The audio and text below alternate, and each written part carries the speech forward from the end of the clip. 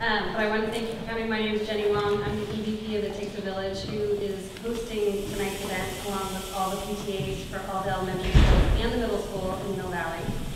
So we definitely want to thank you for coming. We know that we're going to get a lot out of it. Dan is great.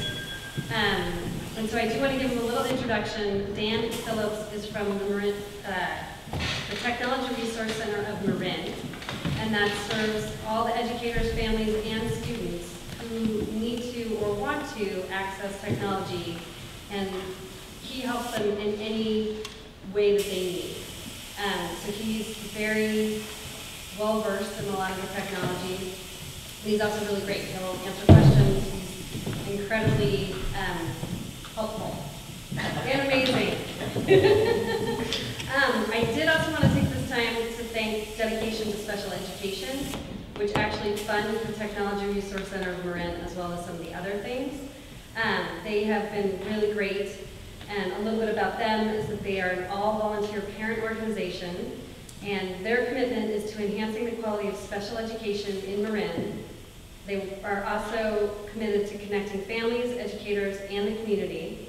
And it's been an organization since 1997, and they've raised over $2 million in programs for Marin County, funding Technology Resource of Marin, who Dan works for. And they've also invested over $650,000 directly in the classrooms through grants to special education programs. So they do quite a bit, and their name comes up for me often. So if you hear it, that's a little bit about them. So thank you again for coming. This is Dan Phillips. Hello, everyone. Thank you for coming out on this chilly little evening here. First time I ever came for Mill Valley, they asked me at 7 o'clock, and I honestly said, "Oh, Karen, what's going on?" Cheers, thank you. I always have that effect on the audience. Are you okay, sir? Wow, what an introduction.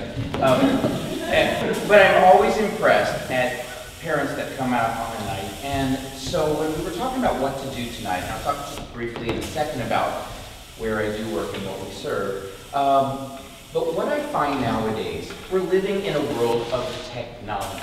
How many of you out there have smartphones on you right now? How many of you have checked your email since you've been in this room? Okay, and we are the old people. Our children that we are teaching, this is their world that they are moving into. So I'm going to do a talk tonight. We're going to cover a lot of things that has to do with technology, because regardless of what we talk about, I'm a big proponent that we never look back. We all have great memories of how we used to read and write and study. Remember those flashcard things we'd get out and how we did things that was personal to us. But we can't look back at that. Sometimes that has a relevance, but we have to look at the world we're putting our children into. And I love this quote, that if we teach today as we taught yesterday, that we do rob our children of tomorrow. The tools that they are going to need at their fingertips are sometimes the tools that we feel a little uncomfortable with. But what I see more often than not in the world of studying are a lot of students, they're not that jazzed about studying. And they're spending hours and hours a night doing it. And a lot of parents that are extremely frustrated with sometimes trying to help them.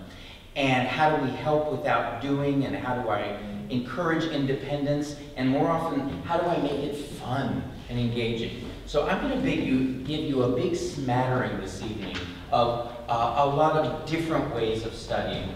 But one of the things, and the reasons why I look toward tech tools, is that we do live mobile lives. All of you with your phones. How many of you are shocked what you find yourself doing on your phone that 5 years ago you never would have thought you were doing? From reading a paper to writing major things. And again, we're the old people in the rooms. So what I see technology is it is getting smaller and smaller and interfacing. We have kids that learn multimodality. This is the YouTube generation. They were brought up, the first thing they learned to type by typing something in the train or playing into YouTube, and they knew what that meant. But it taught them something because they saw it, they heard it. So I'm working from an iPad tonight, but whether you're on a Chromebook, Mac, PC, Kindle, Nook, whatever you're out there, what makes technology resonate so strongly is that you can hear it, you can touch it, you can experience it. So that makes studying a lot different than some of our past things. And students need to learn differently. Everybody learns with their own strengths and styles. But one thing we do expect students to do is to reference a lot of different tools. I wish I would have grown up in this generation, because I remember the dictionary here, the encyclopedia here, the piece of paper here, and luckily we live in a world that we don't have to do that. But I'm also speaking to you, the parents that want to help, that want to be connected, but maybe are not sure how. Now, I don't know how many of you are comfortable with technology, and I'm like you, I'm somebody that grew into technology. But I have a philosophy with technology. I was taking my godson years and years ago to Disneyland, and he was terrified of anything where we go into something dark and cavernous and crazy animatronic figures would come out. And he was freaking out. We had to run outside, so we had to have that moment of like, all right, we did not come to Disneyland to ride the Dinky Dumbo ride out here. We came for these great rides. But if something is overwhelming for you, if something's bothering you, I just want you to close your eyes and it'll all be over soon. So I use that same philosophy when it comes to technology. I'm going to introduce a lot of different things today, some that will be applicable to you that are younger, or you're looking for older. I want you to get a big smattering and hold on to some of those pieces that resonate with you. But if it seems like a little bit much and I'm over your technology threshold, just close your eyes and it'll all be over soon. Okay, I'm also all about saving time. I'm not into repeating something over and over again, and that's another reason why I like moving away from traditional tools. Because unfortunately, traditional tools, often the only way to get assistance is to ask somebody. But often, as we edit and modify, what do we have to do? We have to do it over and over again. So for a lot of the kids that struggle with it the first time, it's one of the first things I want to cut off. And if any teachers in the audience here? Any would-be teachers?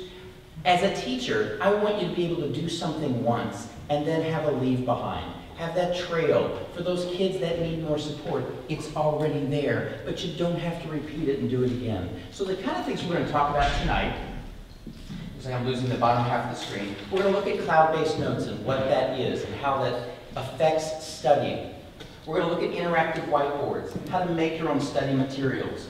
The whole flashcards, we're going to bring them back, but we're going to show it to you in a new and different way. Web-based studying, and then this bottom one has to do with our kids' future, the future of textbooks, the future of studying that your kids will face when they're in middle school, high school, and definitely by college.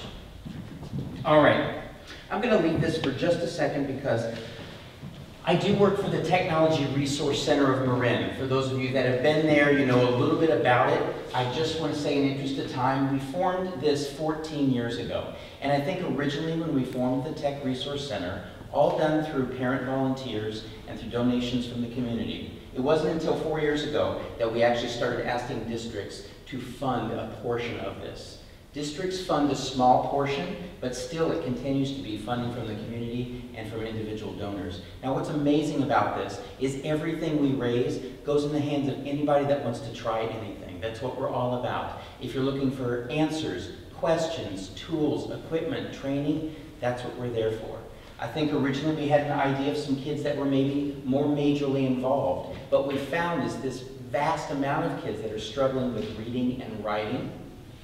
Now I can target that 7% that's in special ed, or I can look at the 30% of kids in a standard classroom that are struggling with some type of reading and writing.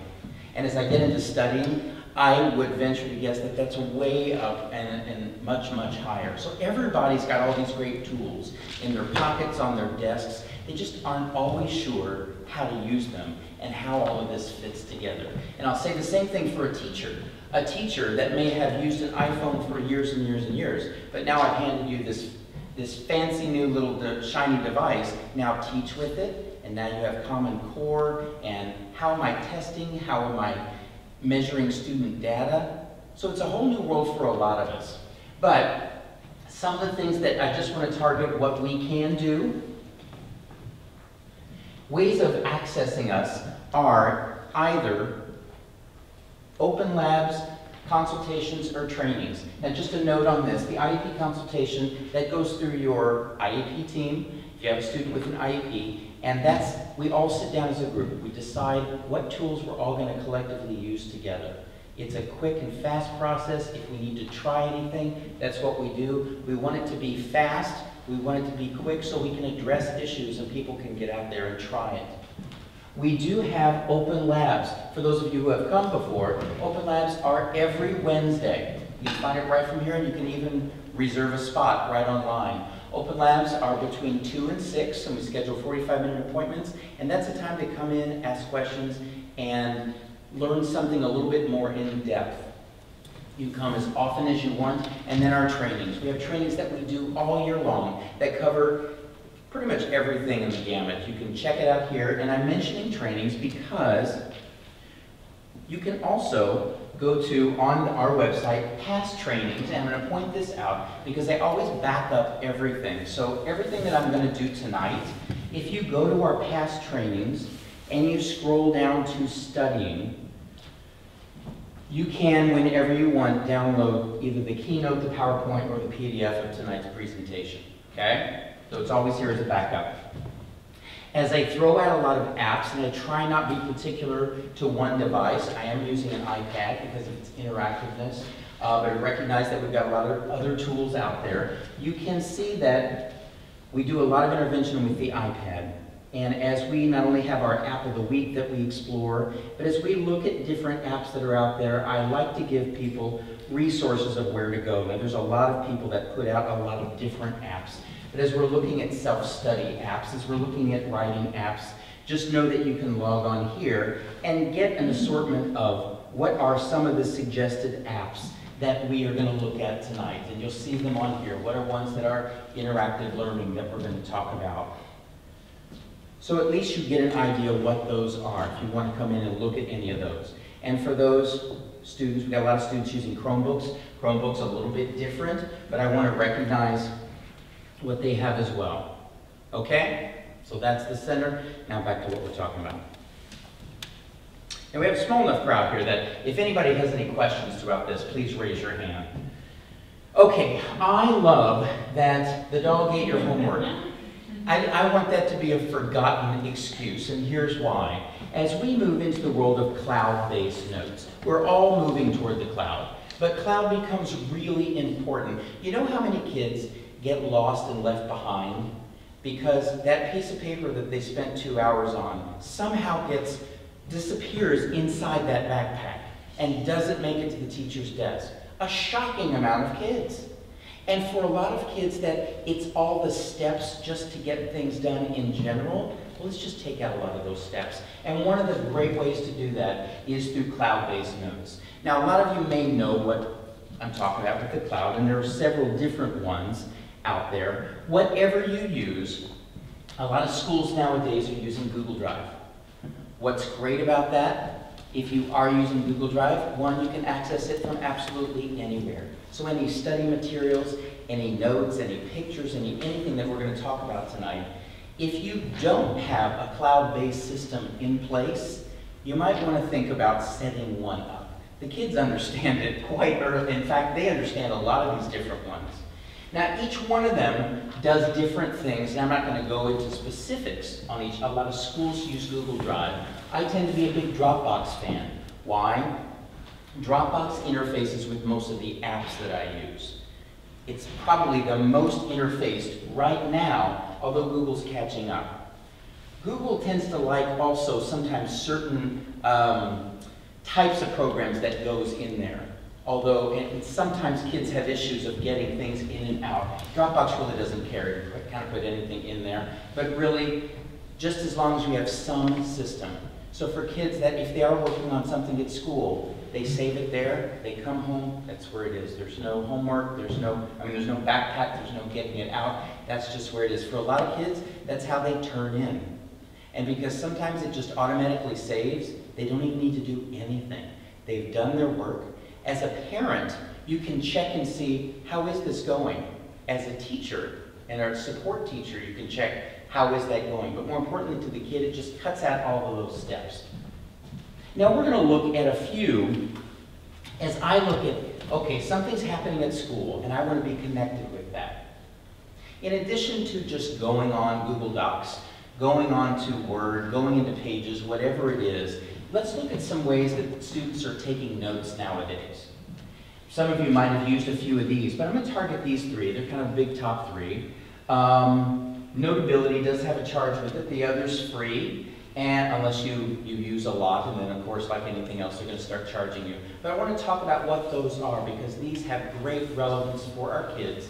Taking notes often is a big part of studying. If you don't have great notes, sometimes how can you study off of that? And then, so the gap is starting right from the very beginning. And note-taking is changing. But let's look at something like Evernote. Anybody out here familiar with Evernote? Pretty popular. So I'm going to show you what is so good about Evernote. So Evernote is free. And all my notes just saved right over here that I can pull in. But here's why I like it. I like it for its simplicity. Some kids that get bogged down by all the bells and whistles, what this does, one, I can take notes directly into it. Now what you can't see, and I talk about a lot, is using voice dictation. Now voice dictation is something that often is difficult taking notes if you're in class. But what a lot of students that struggle sometimes with taking all those notes and remembering some of those things, and even teachers that are helping out, is they go into maybe another room or right after, just taking a quick little, today's class we talked all about science, and the teacher was very fascinating.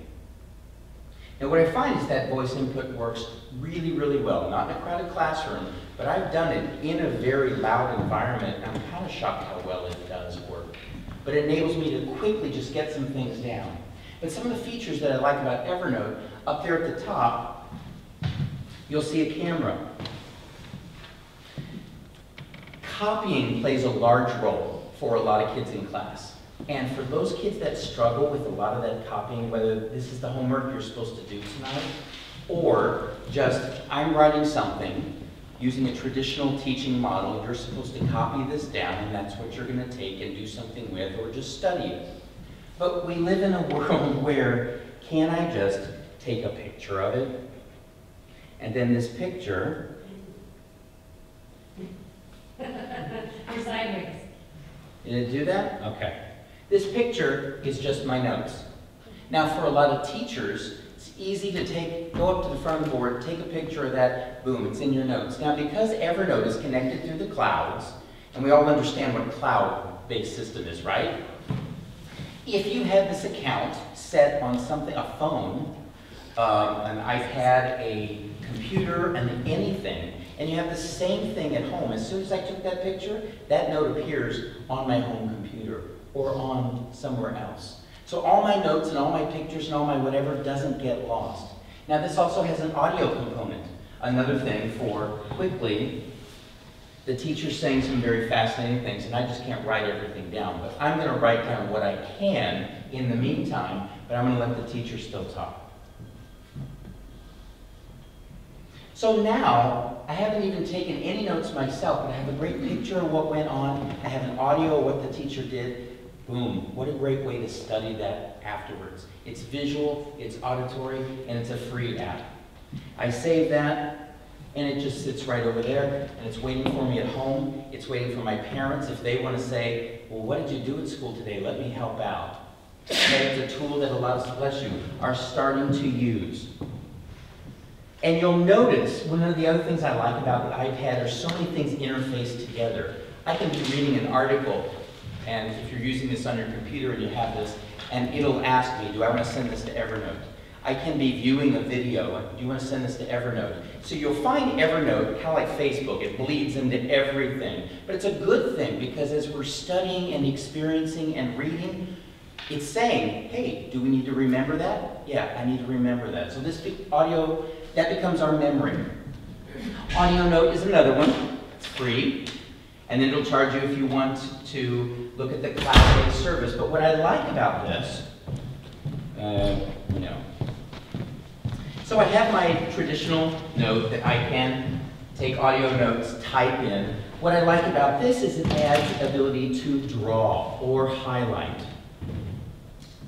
So now I have a lot of kids that typing is not their best way of recording information. It's just not fast enough for them. But sometimes they can draw something, or maybe their head, I've got a girl, she draws cats. But she will remember when she draws that cat's ear exactly what you were talking about as she draws the cat's ear. That's just her thing, you know? So what she does is record what the teacher's saying, so she's not missing that. And then when she wants to draw that cat, and maybe she remembers you're talking about the Pacific Ocean, so she'll write that. But then I'm going to go back to my cat. Okay. Now, I can take a picture. You see the cameras up there, much like you saw with Evernote. I can take a picture of the board. When I'm listening to that again, I want you to watch.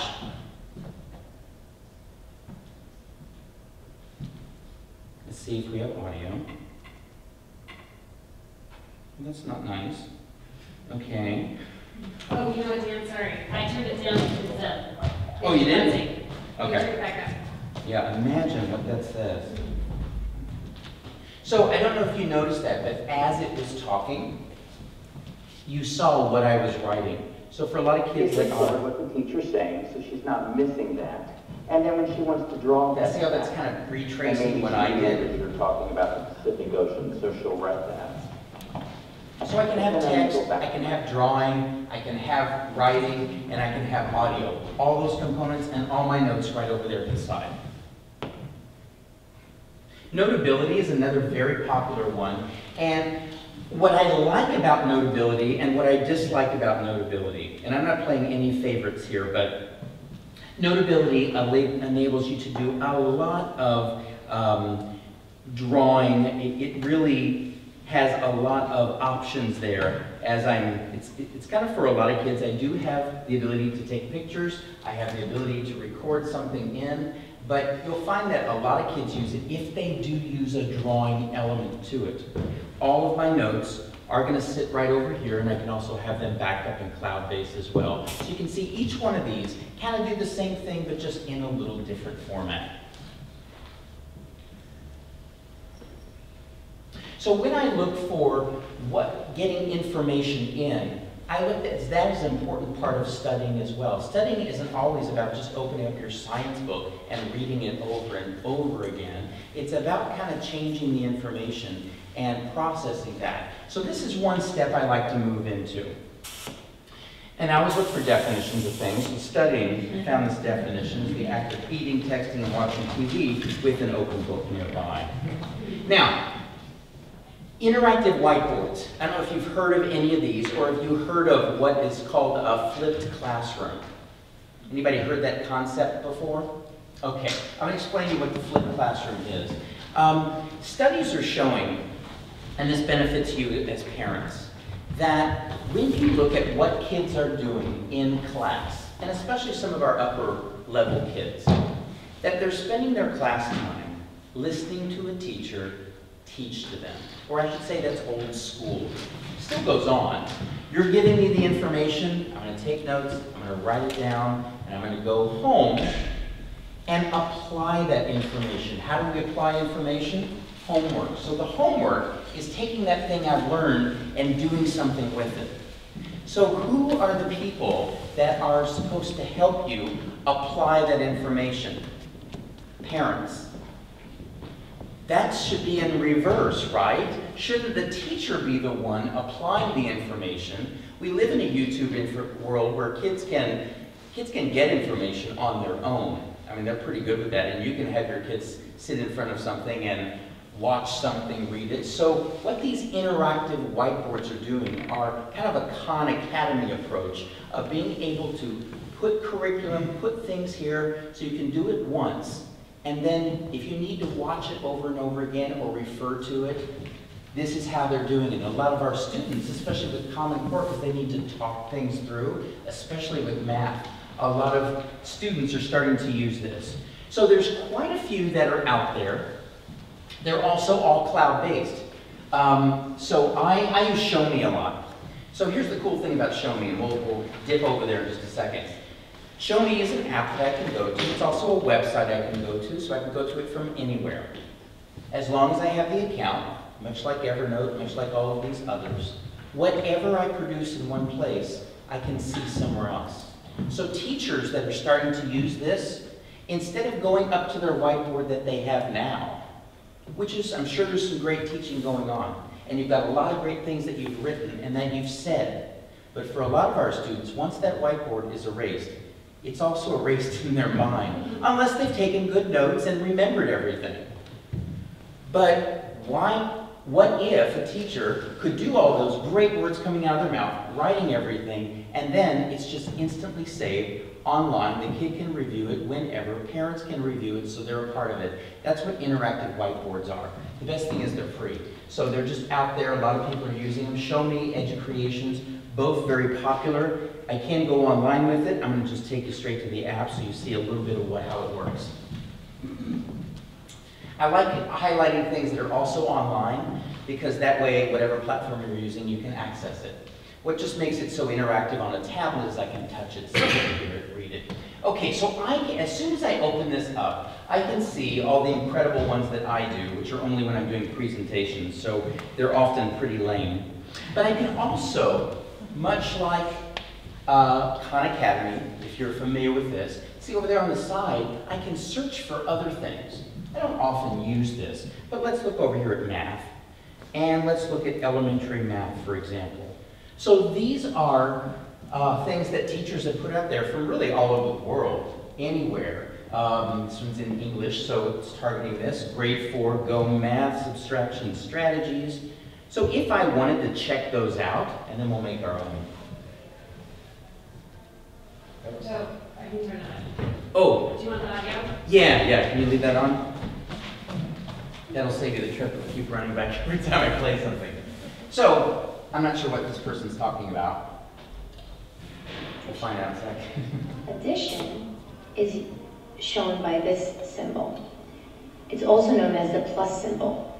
For example, 3 plus 2. Now this might be a teacher when you add your did this in answer front of their class or your prepared it so sum their class could watch is it, going refer to be later. getting I don't bigger. know. It's going to be But bigger the than the smart teachers largest that are number. out there, they're teaching So when you're adding 3 this. plus 2, And then once they're done your with their largest lesson, number is boom, 3, it's saved your forever. My kids answer have has to be larger than your biggest number. Okay, so you see the idea of how that works. So if you're going to create your own, it is as simple as this. It's a very simple program. Up there at the top, I can even add, if I want to just write, like if I'm writing a math problem, and I tell you how this works really well is math, because I can see it, I can visualize it, hear it, and that's what helps a lot of our students. Not looking at that math page for the 100th time that they didn't understand the first time. It's somebody that explains that to them and they visually can see it. But I can also, there's something up here where I can take a picture if I had something, but I can also search for images on the web. So if I'm studying the Roman Empire, it could be really anything. I always love talking about things that I know nothing about, so these always make for great lessons. So I'm going to pick this. And we're going to see what I know about the Roman Empire. So I can take, just do Google searches directly into it, take a picture of something. It'll get up there eventually, the fast internet. Hopefully. Yeah, we're going to leave the Roman Empire behind. We're going to come back over to some of the ones that I did. So you see an example of what this... Children, today we are talking about landforms. We are going to start with water landforms, and particularly the islands. Some islands are here. I always give away how little I know of anything when I try to teach something. Here. Okay. So if you really want to look up some of mine, I can give you my code, but I wouldn't share that with your kids. They'll be doomed. But the idea is I can take something, bring an audio component, actually draw on it. Now this one also has, as I create things, I know it's hard to see like up at the top, but there's an arrow. So I can make like different slides. And each day can be a different draft, so I can keep going back and adding to it. It's just a great, simple way I can teach a 2-year-old to start using this. Sometimes I have kids that just go to classes. I want them to take a picture of something and write one word that they learned that day, and then use it in a sentence. So I can adapt it for any kid, as well as somebody who wants to, we've got a chemistry lesson going on, okay? Sits right there, and like I said, you've got, you can back that up online as long as you're signed in, and everything's going to be there. Now, EduCreations kind of works the same way. You can also go online. I'm going to go over here to Explain Everything. Because Explain Everything, there is a bit of a cost. It's not very expensive, but it's got a couple of extra features, little bells and whistles. Oh, it's cutting this down. So down here at the bottom, when I'm done with mine, with my audio, with my visual, and a lot of schools are starting to use this, I can take that and put it anywhere. Recognize all these symbols? Well, boom, there's Evernote, there's Dropbox, there's Google Drive. So when I'm done with these great things, I just press this button and it goes right there to my account. I've set it up so I don't need to do anything else. If it's a video that I'm doing, because I can take this whole thing and make it into a video, it'll take it and either put it on my camera roll, send it to YouTube, or again, store it right there. So I can just take something that would be normally very dull and boring, like a notebook. I can make it interactive, even into a movie, and now it's something engaging. So that's those interactive whiteboards. I would hope that as your kids get older and older, you see a lot of teachers using this, because it is such a powerful tool. I don't understand sometimes why a teacher would want to teach something and then have to keep, we all need to do a little bit of repetition, of course, we know that. But wouldn't this take a lot of that repetition out, because the kids all know where they can get their information if they need to reference it? Okay, so it's just there. I'm a big procrastinator, I'm not procrastinating, I'm just making sure I have nothing else to do before I start studying. Doesn't affect any of your kids, right? Okay, the other thing I like for kids to do is to make studying their own. Now we're going to talk about a variety of tools here where you can just start taking information and turn it around into just an interactive format. Something that, because I'm making it and I'm engaged in that, I'm interested, I'm pulling in the information, but now it's interesting for me to share.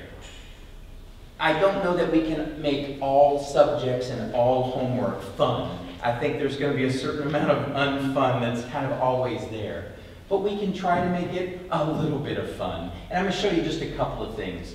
I like when I can incorporate that audio and video. I showed you quite a few ways to do that. Now we're going to look at some other tools that'll do that.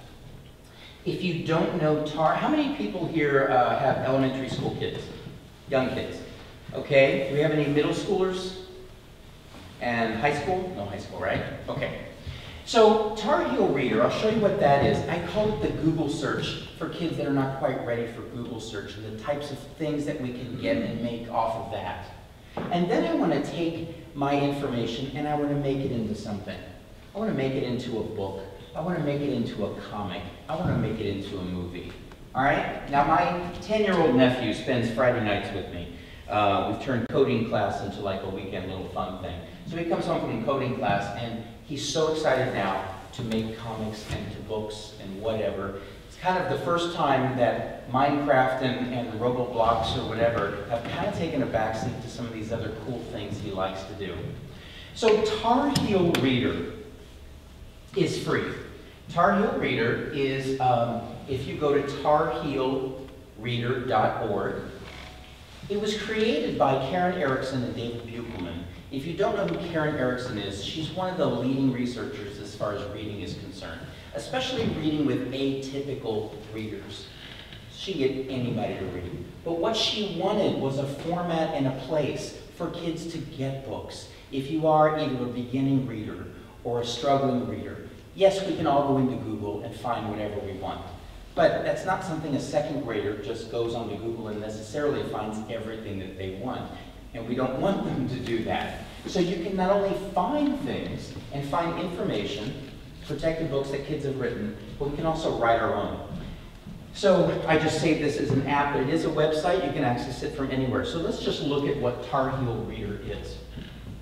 So this is just today's, but if somebody gives me a topic, I know, Dr. Seuss. It was just Dr. Seuss's birthday, right? Probably a lot of kids doing Dr. Seuss things. All right, let's learn some things about Dr. Seuss. I'm going to type that in, and these are some stories that kids have written all about Dr. Seuss. And let's go down here. We learn from Seuss. I don't know what these are, so we'll just take a look at them. All right, so this is an adapted book. Kind of like Wikipedia, it's not necessarily like doing a Google for fact. It's things that other kids have written. You might see misspellings. Sometimes, I could Google Obama, I could Google chemistry and volcanoes, I could Google a lot of different things on here.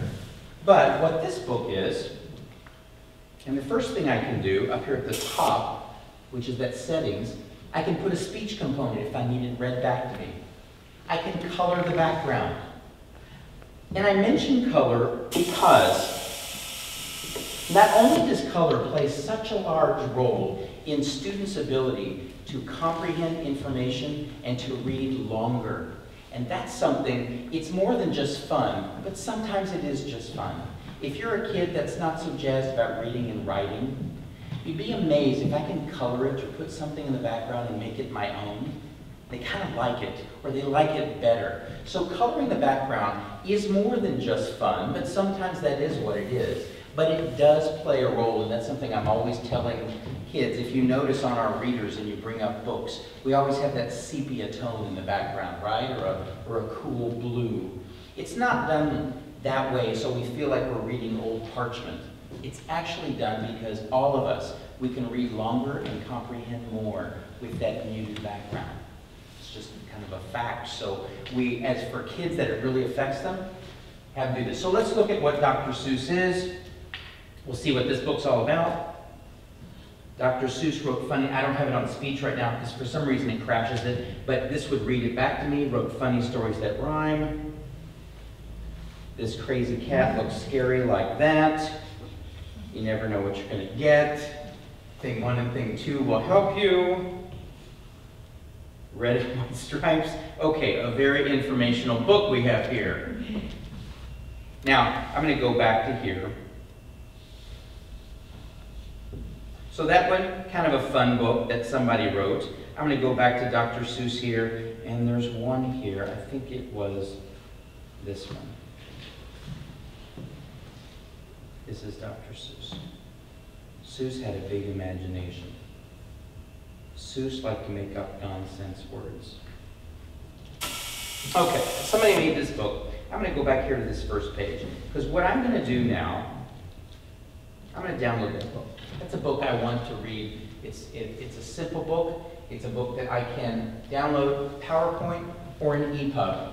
Now basically, a lot of us on EPUBs, we don't really know what they're doing. And I have to say I'm not necessarily the expert on EPUB, but if you are reading on a portable device, and often bringing it up in technology, that e-publication keeps a lot of this. It's just PowerPoint or a Word document may just have like a standard flat feel. So a lot of those extra features that's in here. But on my iPad, it's really easy. I'm going to save it as an EPUB. Now what it's going to do is it's going to open up a screen here, and it's going to ask me to take it right to iBooks. So we're going to download that book so I can read it later, and I'm going to put it right on my shelf in iBooks. And there it is right there. So now I have a book that I've gotten off, and I can read all these great things about Dr. Seuss. And then it just sits right there on my shelf. Okay, so that's how I can go get a book. Now I can actually go in and write a book too. And what I want to show you here, I'm not going to go through all the things on writing a book because I'm going to show you some others. But if you want to register, you don't need to log in to read a book. Anybody can go in. But I'm not sure what that is. Is that me? Yeah, somehow it's definitely this will kind of pop. is it like a steam machine over there? Yes, very old fashioned. It's very old-fashioned, yeah. Do I need to shovel some coal into it to get that to work okay? That's why I work. Is that bothering everybody? It is? Okay. Well, you know what? Better? Okay. We'll just deal. All right, so if you do want to log in and register, I just want to show you that if you...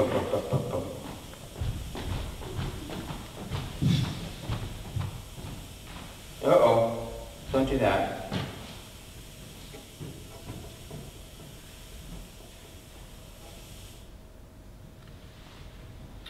Okay, it's going to shut down on me. Just so you know this, when you go and log in, if you want to register, it's free. Come up with your username and your password. It's going to ask you for an invitation code, just to prevent spammers.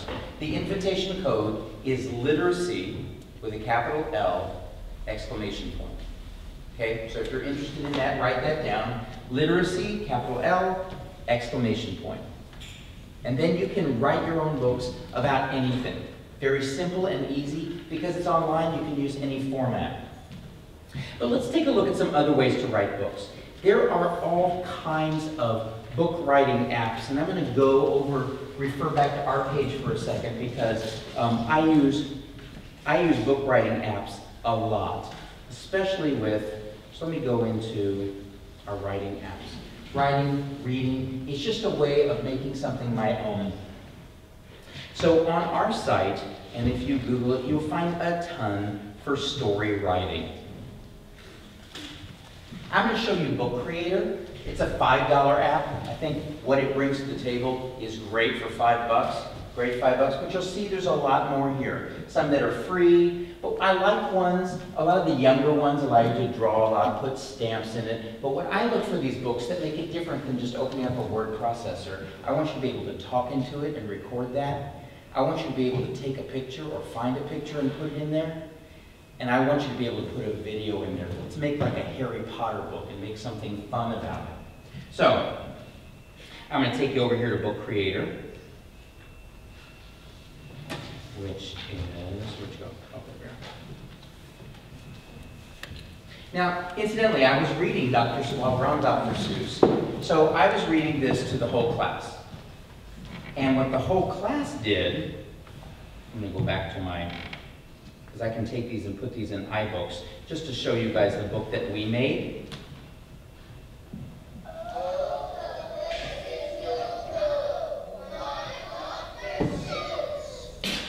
Very excited. Can you guys hear that? Yeah. Okay. So what they did, each one of them wrote this, and then they sat in the selfie chair to write what they were going to do. But just fun and interactive. Each one came up, they had a whole line. Simple, easy. Okay? And then that book just sits there on our library. Now my nephew, he kind of went one step further. He loves Jaws, and so he decided he would make a little book about this, where he found some music he wanted to add here. He's currently going through a Jaws thing. So not only did he find some pictures and write, and then he decided he'd do a little drawing here. I'm not sure who that guy's supposed to be, but he made this his own. Now, when you're making something in Book Creator, it's just really, really easy, and I'll show you. We're going to make a quick little book here. So, when you make a book, there's elements that I want to add. Either photos that I have, or I'm going to take a picture.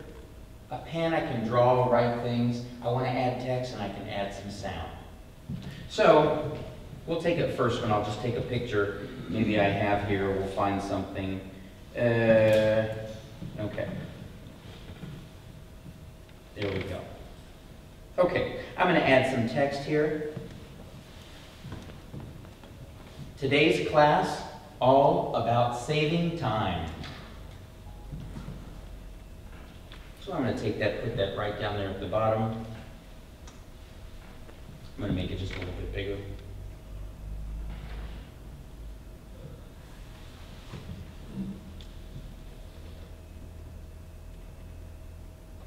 And now I can add that audio component. You forgot your homework? Never again. All right, and just to show you how easy it is to add something else, if I'm going to add you guys as a class, I'm going to, here's where I need you guys again. In your best interactivity, everybody wave. You look excited. Nice. Okay, we're going to put that right up there. The class is so excited. Now, kids figure out how to use this program in about 2 seconds. Now, this is a silly one, but I can put parameters in it, and I can say, I want you to make a book with 3 pages, and each page should have something you learned about that. Make it fun, make it interactive, even film yourself doing it. When I'm done with that, I'm going to take that book, boom, I can put it right in Evernote if I wanted, but I'm going to open it right in iBooks because I'm using this, and here's what this book looks like. You forgot your homework? Never again. And then I can turn page that have a video element here. Now imagine if that's a science class and I'm looking at what the science is doing and then I'm describing what that is. Okay? Book creator. Simple and easy. There's a lot out there that do that. Now you've seen Tar Heel Reader for free. It doesn't give you the video or audio elements, but you can make your own books for free from anywhere. Book creator adds some of those. I'm going to show you another one that, Comic Life. Okay, any of your kids out there like to make comics? Like to read comics? Okay, that's the kid that came in yesterday. All right, so I can take and make a comic out of anything. This is my nephew. I didn't even know what he was doing here, but he got hooked on it and he started doing something. I don't know. But he loved it. He made comics like all afternoon and was sending them out. I'm going to go back to this one. If I want to make a comic and make something new, not only can I pick something here, or I can make my own template. Let's say I want to start with something here. It's this easy. I can take pictures. Okay, because we're talking about Comic Life, we're talking about iMovie, we're talking about Tar Heel Reader. And we've got a little Dr. Seuss in here. Just simple and easy to start making fun and engaging and interactive. Does everything break down to a comic? No. But can I take that science and history and make it into a comic if it's just fun and engaging and that's how I'm going to remember it and I'll spend my afternoon doing that, having fun? Why not, right? I can take that when I'm done. I didn't even know he could do things. I guess I'll just show you this. He was getting bored, I guess. What can I do? Oh, I know. And he took them all. He took all the ellipses there and he put himself on a roller coaster like he was going on there. I thought that was quite creative, but that's just what he decided to do. So several different ways to just take that information and do something with it. Now, because we do have this YouTube generation and we want to incorporate video, and you saw a lot of video in a lot of these, but I don't know if any of you use iMovie. I'm a huge fan of iMovie. Unfortunately, I've really looked on the PC platform, Google platform. I just don't find anything that works as well as iMovie. It's kind of engaging, so I'm going to talk about that. But I love the elements that I can quickly add to this. So let's say I'm going to make a movie here. And because I'm doing, there's all kinds of different elements that I can put into the movie. But let's say I want this to be a news report. Now there's 2 things as a teacher I use iMovie for. Doing a news report, because you're going to report back on something that you've learned. They also have a CNN report.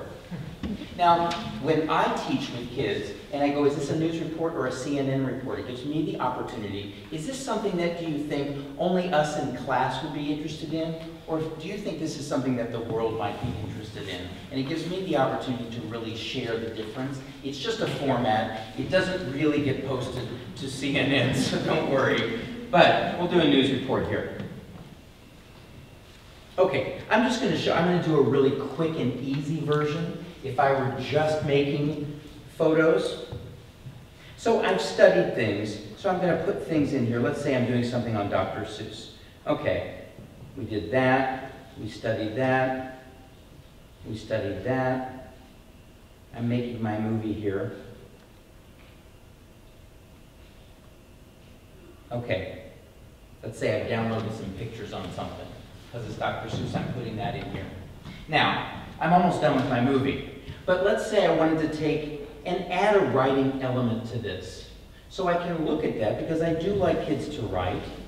I want to put some text there on the screen.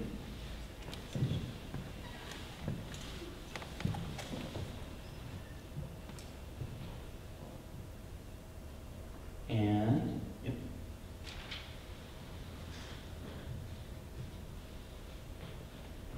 Dr. Seuss. Okay. Now I can add different elements in here, so I'm going to do it down lower and just make it simple.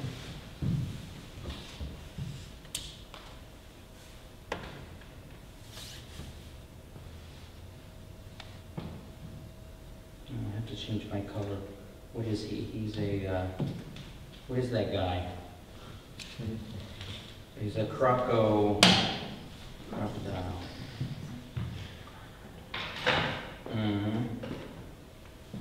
And, oh, how do I change my, oh, I'm not going to worry about that. I can go through each one of these and label that. Put a little something that I'm putting in. Down here at the bottom, I can also record a little bit because this is a news program.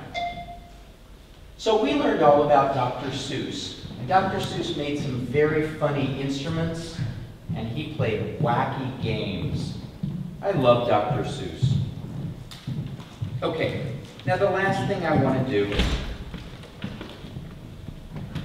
put a couple of things in here, and at the end, here's my little movie that I've created to get an idea of what it looks like. Oh. It's a very dark film. I don't know why that's not showing. It's so incredible. Everybody come up here and see it on my iPad. Well, unfortunately, I don't know why it's not showing that, but you can hear the music. It kind of sounds like a news program. Now, what's going on across the screen interactively are just all these different things. I found that I can have kids, and I ask them to go look up 3 pictures, find a fact about each one of those. I want you to make me a short little movie with that, and then post it. And again, for some kids, it's whether it's a comic, whether it's a book, whether it's a movie, it's just engaging and it's different. Okay.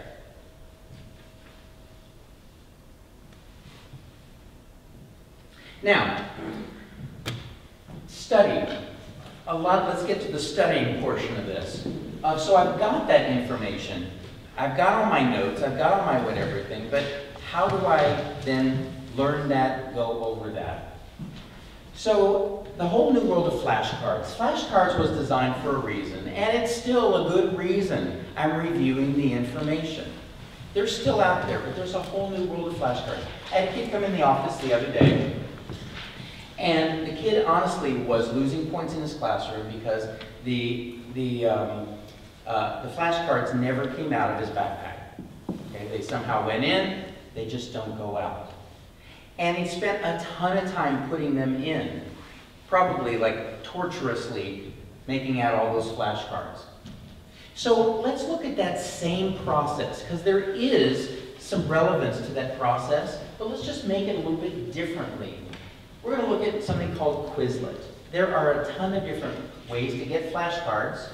We're going to look at 3 different things. A website, you guys can search for your own, Quizlet, and Bitsboard. 3 different ways of quickly. I'm looking for quickly here. I'm looking for kids to be independent, putting in their information, quickly getting it in there so that they can spend their time reviewing it in fun, interactive ways. So, there's a website called Flashcards Apps. It's up there at the top, flashcardapps.info. And if you are using iPads or iPhones and you're looking for a flashcard app, there are 141 out there right now. Probably 142 by the time I finish with this talk. Now there's lots of different things that you can integrate into your flashcards. So, and different ways of sharing it. Now you'll see this first one over here, Quizlet. See that big Q? Quizlet is probably the widest used, I guess I should say, library of quizzes out there. Teachers from all over the world use it. Kids, families have created them. So they build this huge network of things that you can just pull from. Lo and behold, somebody has studied the American Revolution before you. They're probably studying the same words, right? So we can make our own, but you can also, if I want Quizlet to be a part of that, I can select that. So that's going to go through here and find all the flashcard apps that are out there that use Quizlet. Now, if there's other features that attract me as well, maybe I want them to back up in some sort of a cloud-based syncing. Is that important to me? Do I want to be able to use photographs with it? Because does that help my student? Do I want recording? Often I like recording and being able to say the words in. So if I want recordable feature, so now it's going to go through again, and now it's filtered all the things that uses Quizlet and recordable features. So these are all the ones out there. You guys can take your pick, you can see how much they are, and if there's a free version and what platform it works on. Okay? Pretty great resource to be able to find these. Now, here's the reason I like Quizlet and I talk about it. It's not necessarily the most visually engaging. Some of those other ones definitely have a lot more whiz and pizzazz to it. But I like this one, Quizlet, because it's free. You can access it from anywhere at Quizlet.com. As long as you have the account, you can make a quiz here. So I've got this one kid I work with, and his brother's iPad, which I guess doesn't have the best games on it, so he doesn't want to give that up. His iPad has the better games. But he goes over there whenever he has to write with his voice, because that's the only one that does that. So he makes his quizzes over there, but then he walks over to his iPad, and all the quizzes he just made are stored on this iPad. And sometimes he has to go up to his mom's computer, and she studies with him, but she doesn't like the iPad, she wants her laptop. All of his quizzes are right there. So it just doesn't matter. In an instant, it's all there. So not only can I search for something, when I search, I can search for anything. Because we're on a Dr. Seuss theme, we might as well just ride that horse. Okay, Dr. Seuss, and here's all the different things that are here. Other people have made it. Dr. Seuss spelling words. Okay, let's see what that's all about. Fox, socks, mat, flat, splat. Okay, so some teacher has made this up. I just downloaded it, now it's a part of mine. Things that I can do is either study the cards. So here's our flashcards. Now, up there at the top, there's a little speaker, so I can tell it I want it to speak. So there's the fox. Okay, so that's how this one is set up. If I go back and I want to learn those, so it's going to ask me, what is that? Now it's quizzing me. Now, I didn't study that one. So Dr. Seuss word. Anybody have a guess? Feet?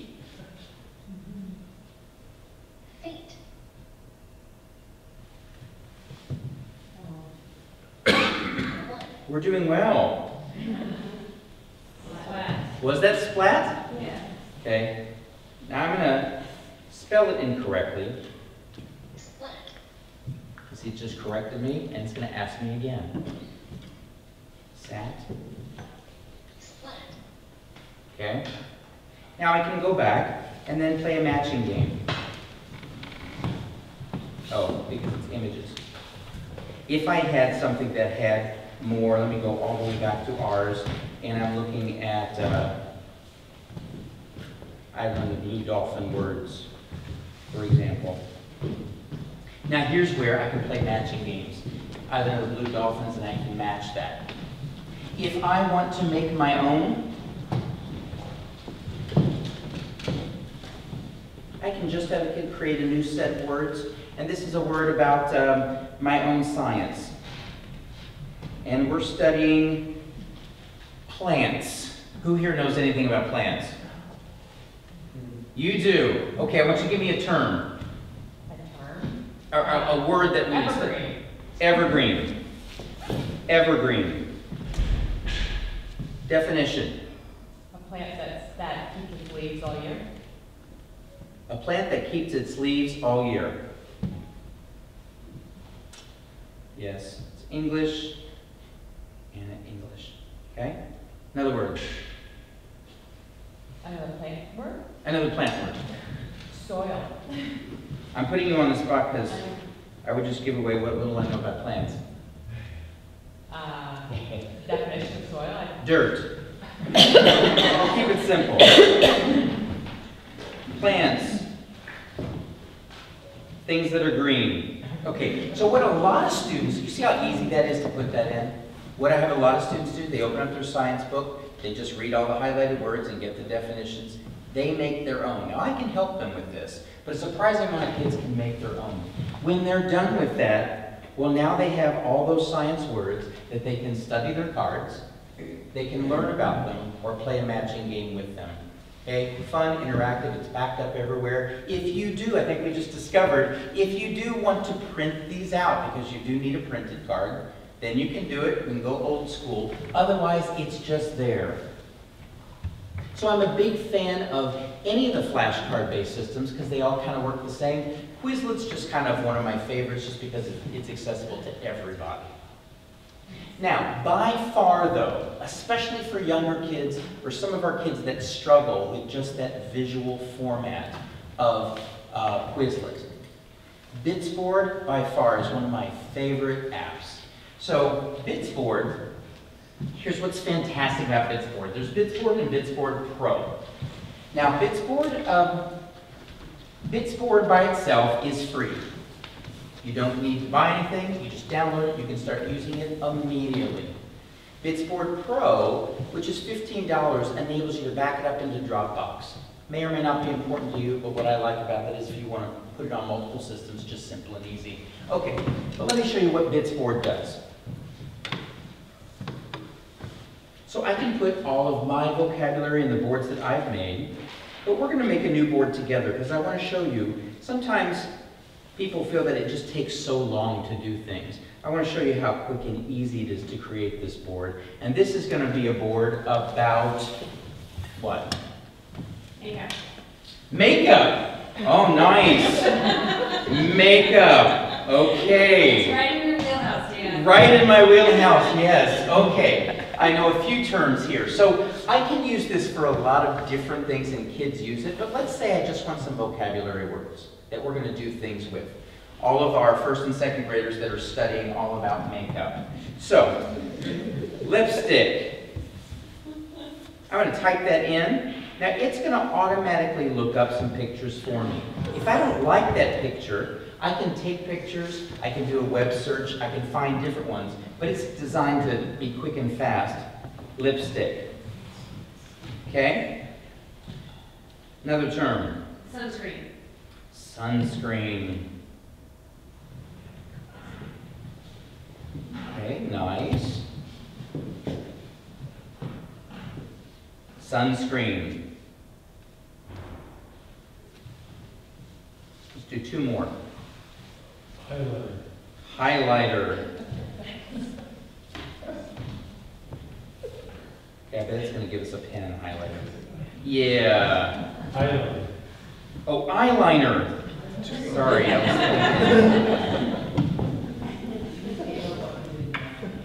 I know, see? I'm good 2 words in. Oh, is that 2 words? No, one word. I thought so. Maybe it's just not in there. I shouldn't have said makeup, which is mascara. You know what? I'm just going to stick with highlighter for purposes of time this evening. Highlighter. Because I think that's involved in makeup, right? Somewhere. Mascara. Okay. All right. I don't think there's probably been a lot of activities created on this, so we're doing something. Mascara. Okay. So here's what's cool about this board. Really easy to put things in, right? Okay. So, let me share that later. Now, what Bitsboard did automatically is create all of these activities based on those words I just put in. Everything from tracing, puzzles, word search, saying the words, so let's look at them. Here's that flashcard. I'm just going to go through, study all my words. Now, it does have a recordable feature. I'm a speech pathologist, so I love this. For some of my kids that need to say the words, practice if they can record themselves saying them. Okay, I can look at all of my vocabulary all on one board, discover them, but then it's going to ask me questions. Highlighter. Where's the highlighter? No. So it's going to start quizzing me on this.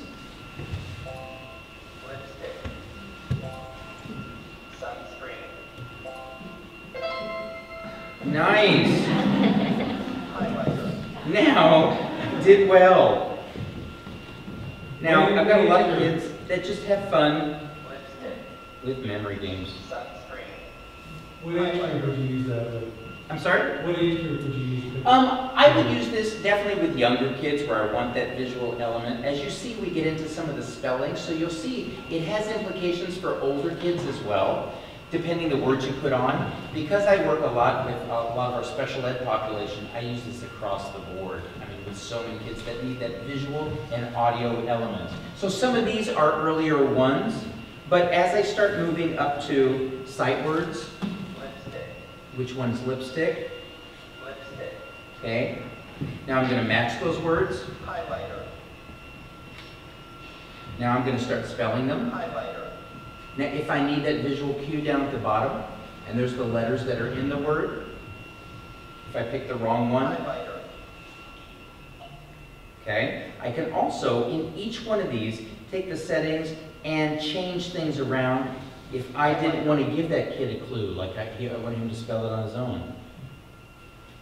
Or go straight here to the spelling. Now imagine if this were chemistry terms, and I've got words, and then they have to spell those. I mean, upper level kids could use this, and kids love, the upper level kids love, get a sight word, put a word search. Okay, now we're going to find where those words are here. So really, it has implications of much larger, and for younger kids, maybe I want to take some of these and just do a puzzle out of it. And that would be a very difficult puzzle. But again, I could make that easy for some of my younger kids. Just 4 pieces. And even go and start tracing these words.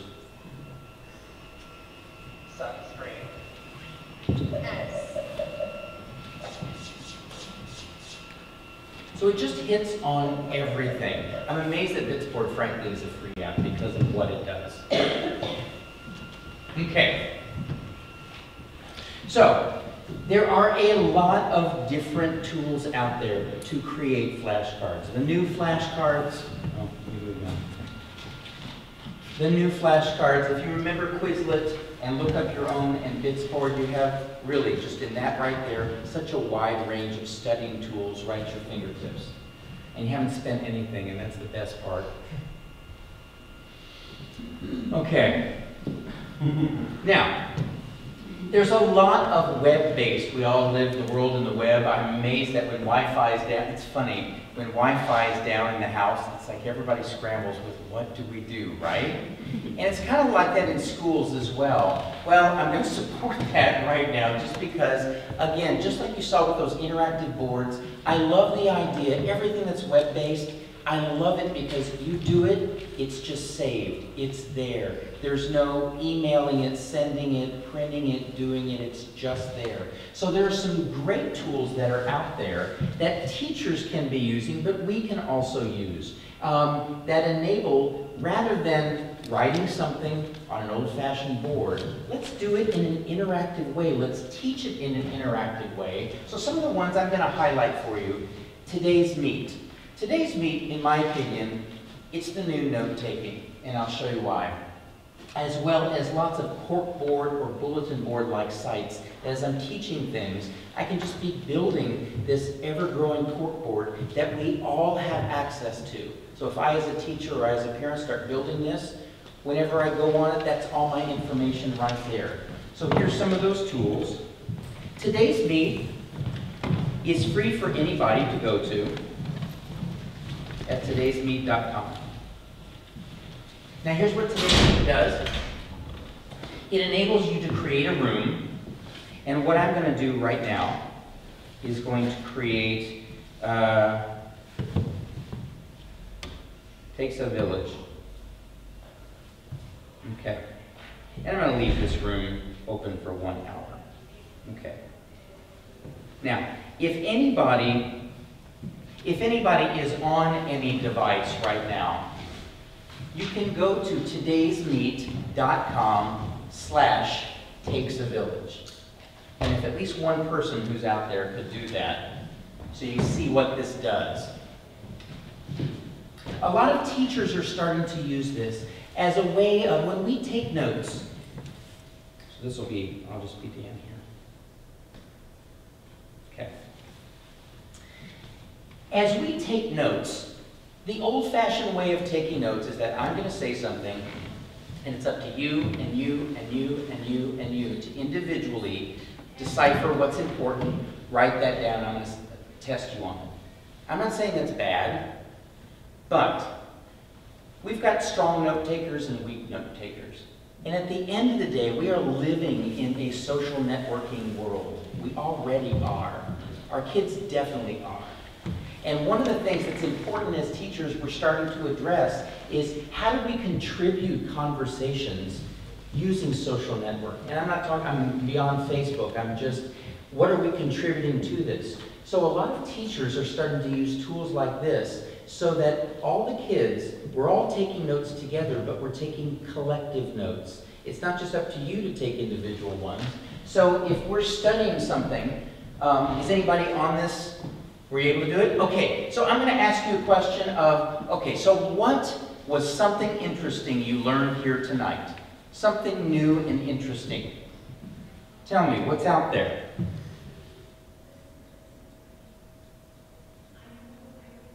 Am I supposed to say it or am I supposed to type it? You're just going to write it in? Okay.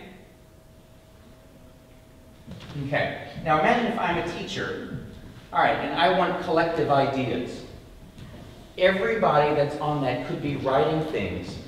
And at the end of the day, so what I'm going to teach my students is, okay, you don't need to necessarily repeat something that someone's up there, but you could add to it. But more importantly, it's already up there. That note's already been taken. We're all going to share in this. Oh, who liked the selfie chair idea? You like that? Okay, the kids loved it. Okay, so imagine, again, as I'm a teacher, I'm seeing everybody else's thoughts too. The problem with individual note-taking is those are just the ideas and thoughts in your head. You're not learning from what you're not getting or what you're not listening to. Strategies like this help all the kids, not just the kids that are great note-takers and can remember and listen, but if you're a kid that really struggles with getting things down and paying attention, maybe you just sit and pay attention because you're going to get this at the end of the day.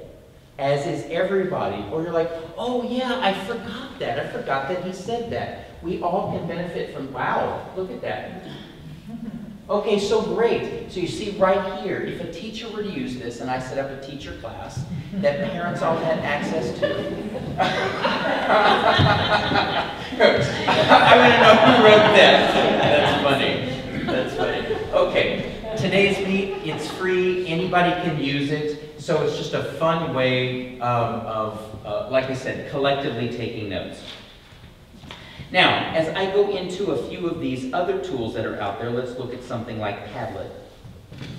Now, Padlet is also, I highlighted some of these that are websites as well as apps. So it doesn't matter. I happen to have them as an app. Yes?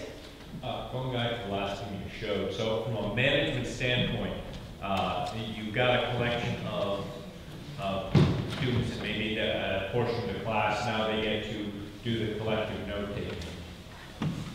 How do you manage on-task, off-task behavior with something like this? Well, I will say if you're familiar with Google Docs, and a lot of schools are using that now, the idea of commenting as you're teaching has always been there. Not everybody uses it. There are some things we do need the human element. But that's where I say, this is where a teacher comes in. Our roles as teachers are changing because the world we're putting our kids out has changed and will change.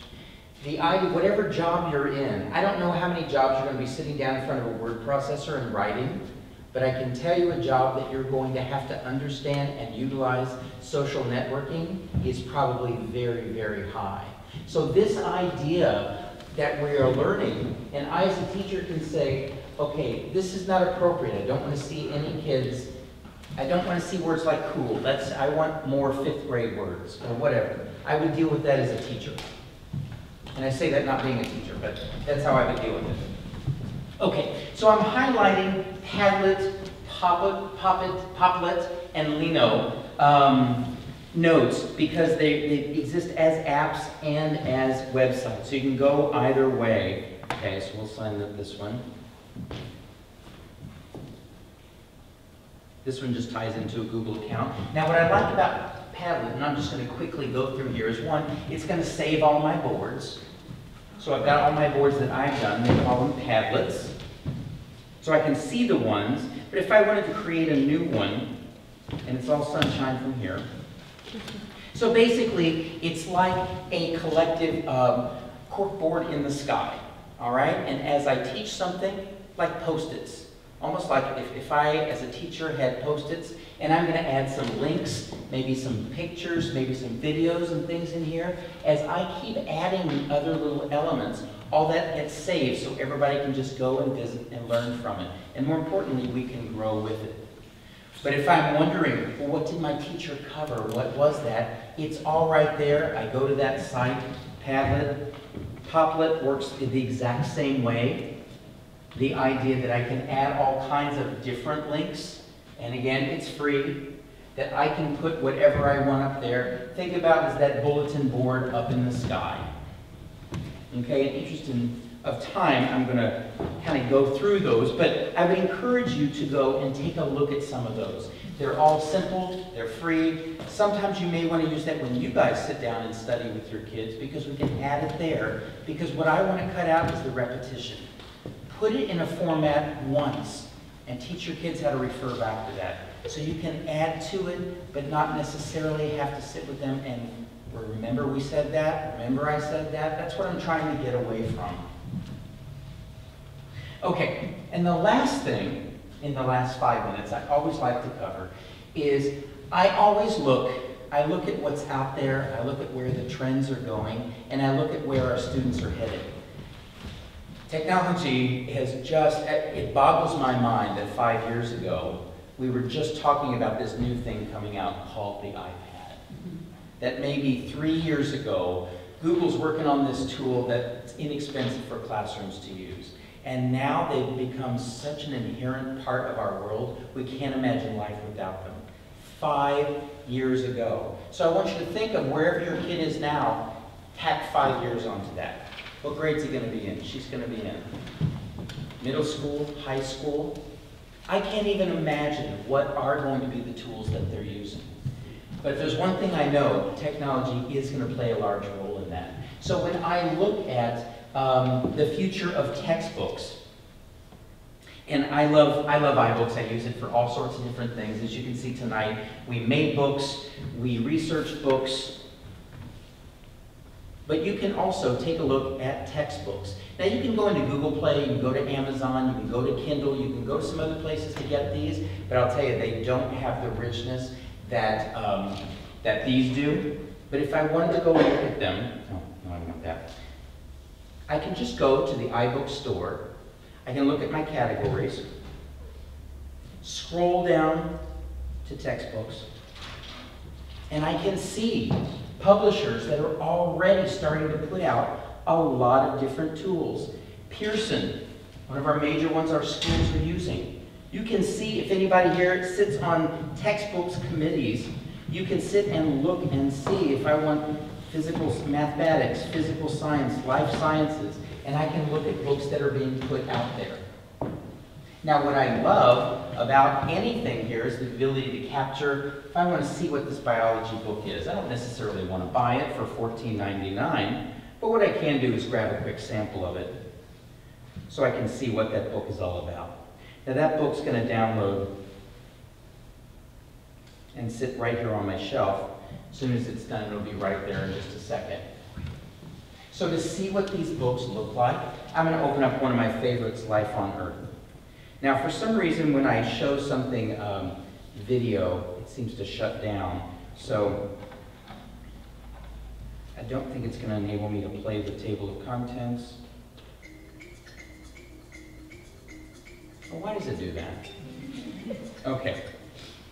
It's too bad you can't see that, because what's awesome about it, what they're making all these books, the very beginning of the book is this interactive 2 and 3 minute little video that just pulls you right in. That's what I see time after time, and I think, that's cool. Instantly, I kind of want to read this and look at it. But what's great is as I start looking at these books and what the books of tomorrow will be, if you've heard me talk about how iBooks and anything electronic, I can press any of those texts and have it read back to me if I want it read back. I can get definitions for any of these words. But as I'm looking at the books and their interactiveness, and sometimes these little Harry Potter books, now I showed you, oh, it's not going to show it. Okay, whatever reason that is. But I can bring a movie, just like the books that we made, but the studying tools built right into every single textbook up there at the top. So it's teaching me how to make highlights, but study cards are just right there. So I showed you all of this about how we can take what's currently there and make it into this. This is what the future is. We can take out that step because it's just going to be a part of it. So it might be worth, with your kids, sitting down and download a few of these and exploring them, because they're pretty cool, and it gives you a little glimpse into what the future may be. Okay, everyone, it is 8:30. You guys have entertained me all night. I've got a couple of minutes for questions. Yes? So, are you working with the new tech consultant, not what she's called, Pittsburgh, that's in the district here? Well, so... Or, I mean, is she... So no, so our office, I mean, I guess I should say I could. Our office serves all 19 school districts in Marin. So I get as involved as schools want me to be. I'm often out there teaching to teachers, teaching to groups of parents. Good night, ladies. And trying to teach a lot of these tools, because frankly, these are tools teachers should know about. And I tell you, every time I do, they're so energized. I would say 95% of what I showed you tonight is free. It's just right there in front of you. So hopefully your eyes were opened on some of that. I always welcome if schools want to use me. I mean, I'm a speech pathologist in my background. I work with anything and everything, but I'll tell you, this jazzes me because this is where I see so many people. This goes so far beyond what's special ed or not special ed. It's just education, and it's how we all want to move forward, use it effectively. But what I find when a teacher starts using these tools is it scoops up everybody, not just those identified kids. There's a lot of kids that are feeling a little overwhelmed. I mean, note-taking and studying and reading and writing, and I see parents struggle. My friends, they all have kids and they're struggling with it. When I switch to some of these tools, it doesn't instantly take everything away, but it's amazing how the fight, it's less of a fight. It's just fun, it's engaging. So I hope it was beneficial. I hope you guys learned something new. You know our office at TRC Marin. Feel free to either schedule an appointment, email me if you have any questions, and I hope to see you at a future something. Okay, good luck for the rest of the school year. And study on.